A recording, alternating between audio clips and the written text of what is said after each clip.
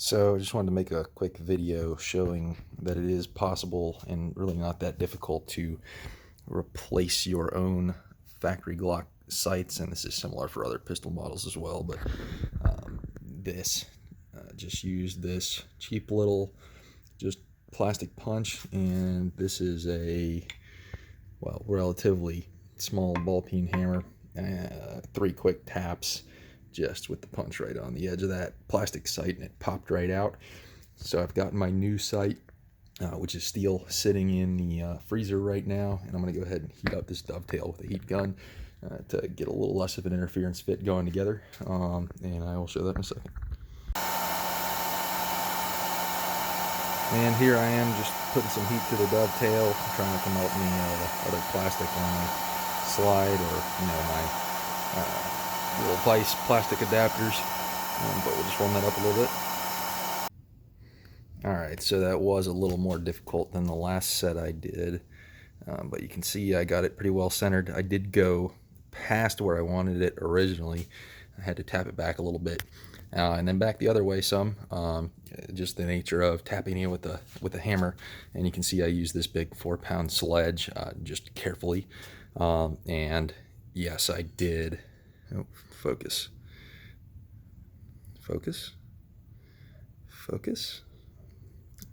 Oh, come on. Well, anyways, you can see I kind of peened to the end of my punch there. No big deal. You got these in a set of 3, I think, and they're kind of consumables if you're doing this with it. But to get this in there, once I had this cooled and this heated, I just grabbed my sights, and I could actually start this a good bit, probably to about, let's see, probably to about there, just by hand and wiggling it. And then I kind of just carefully went back and forth between, hitting it from the side here and hitting from here at this angle, just being careful not to, harm the sight or the dovetail in the slide. I will say you can end up breaking your tritium vials doing this, and if you do it too aggressively, you could end up damaging your slide or your new sights, both of which obviously are expensive. But just wanted to show that this can be done. So I'm going to go ahead and just make sure this is centered like I like it, and then I'll go ahead and finish with installing my front sight. And I guess I'll show real quick here. Set this down.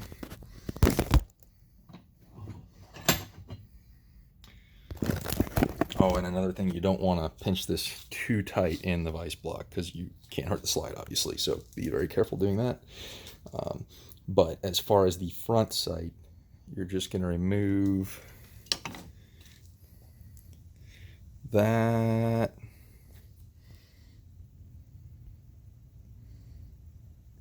little bolt right there that goes into the front sight post.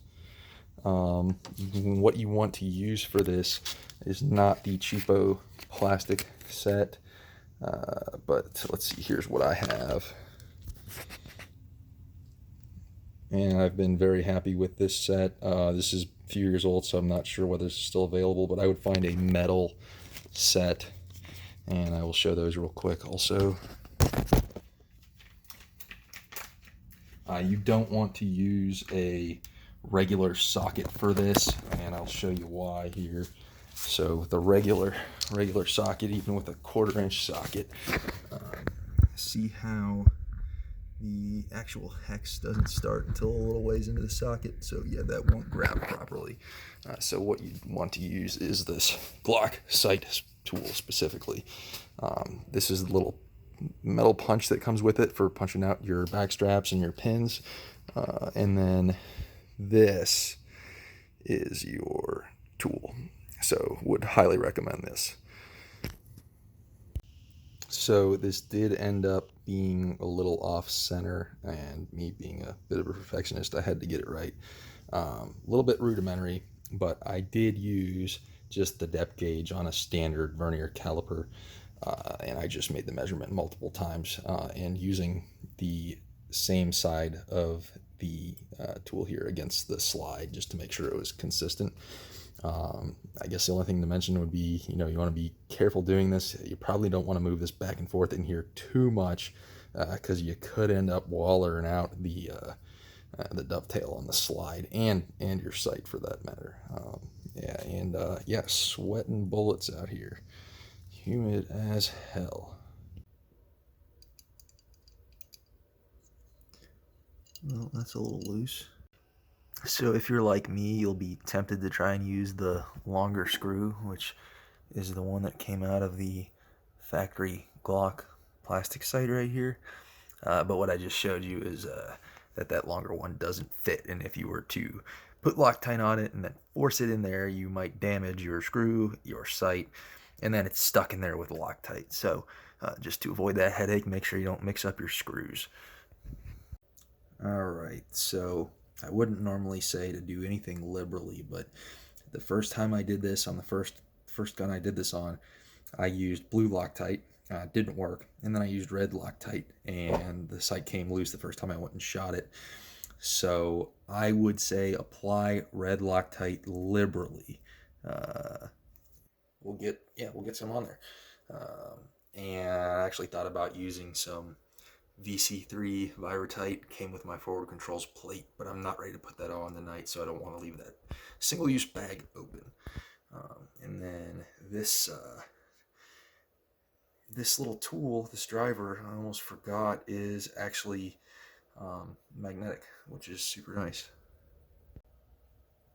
Another thing to mention, whenever you're starting a nut like this, you want to be real careful not to press down or press into the female hole while you start turning it, because you can end up cross-threading it easily. Usually, if you're not pushing it, you just have it lined up and you loosely turn it and it goes in easy, then you'll be good. So just want to note that for anyone not mechanically apt here. And then you probably do want to hold the actual sight fin straight and eyeball it while you tighten this down to spec, just until you hear the click. That's a little bit of a joke there, but yeah, just use caution. So here we all are all together. I got everything straight. Looks good. Believe I have my front sight straight as well. And I'll show in the dark too.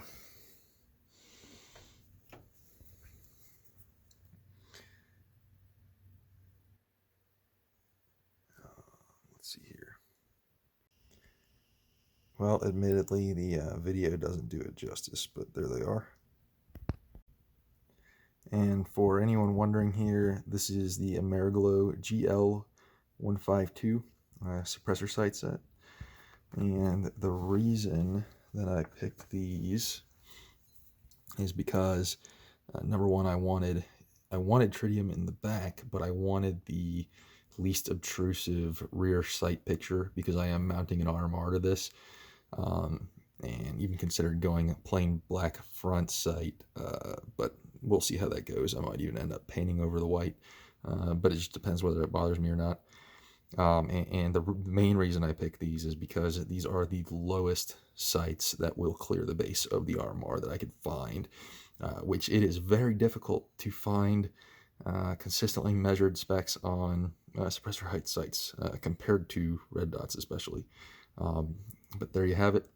Your other options here, as most of you are probably already aware, if you buy sights from a good gun store, usually they will install them for you, sometimes even at no cost. Although the sights usually cost about 20 bucks more over what they would cost online. That's no big deal if you trust the guys. And then the other option on the rear would be to purchase a sight pusher. Usually you're talking, I want to say last time I looked, it was around 100 bucks or so, maybe even 150 to get a like Glock specific sight pusher. Or otherwise you're spending like 400 bucks for one that will do everything. So it just depends on what's right for you. I just kind of cheaped out, and I didn't want to wait to buy and order a sight pusher. Don't know when the next one I do will be, so no big deal. It's installed and it looked perfect. So thanks for watching.